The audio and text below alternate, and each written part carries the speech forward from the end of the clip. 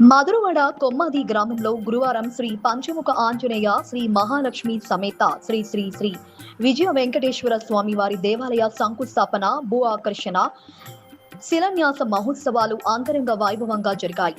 శ్రావణ శుద్ధ చతుర్దశి ధనిష్ట నక్షత్రయుత తులా లగ్నంలో ఉదయం 11:07 గంటలకు ఆలయ శంకుస్థాపన వేడుకను నిర్వహించారు.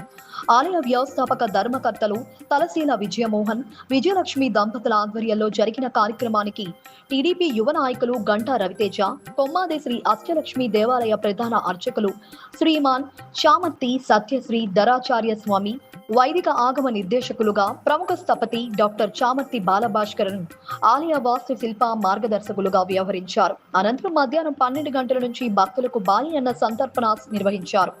ఈ వేడుకల్లో శ్రీ పంచముఖ ఆంజనేయ స్వామి ఆలయ కమిటీ, కొమ్మాది గ్రామ కమిటీ సభ్యులు, మధురవాడ ప్రాంత వివిధ పార్టీల నాయకులు విశేష సంఖ్యలో భక్తులు పాల్గొన్నారు.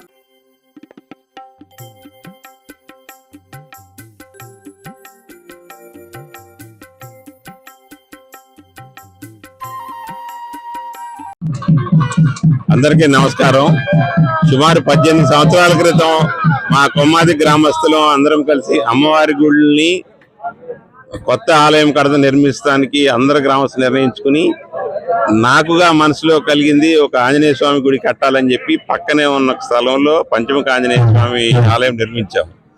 అది సుమారుగా 18 సంవత్సరాలు కొద్దిగా జీర్ణావస్థకు చేరిందని భావిస్తున్న సమయంలో మాకు మంచి స్థపతులు, ఆగమ శాస్త్రము, గిన్నీస్ బుక్ ఆఫ్ వరల్డ్ రికార్డులు ఎక్కిన పండితులు అష్టలక్ష్మి టెంపుల్లో ఉన్నారని తెలిసి వారిని సంప్రదిస్తే వారి ద్వారా లక్ష్మీ వెంకటరమణ సహిత ఆంజనేయ స్వామి గుడి నిర్మించిన స్వామి బాగా ఉంటది అని చెప్పి మాకు ఒక ఆలోచన కలగజేశారు వారు.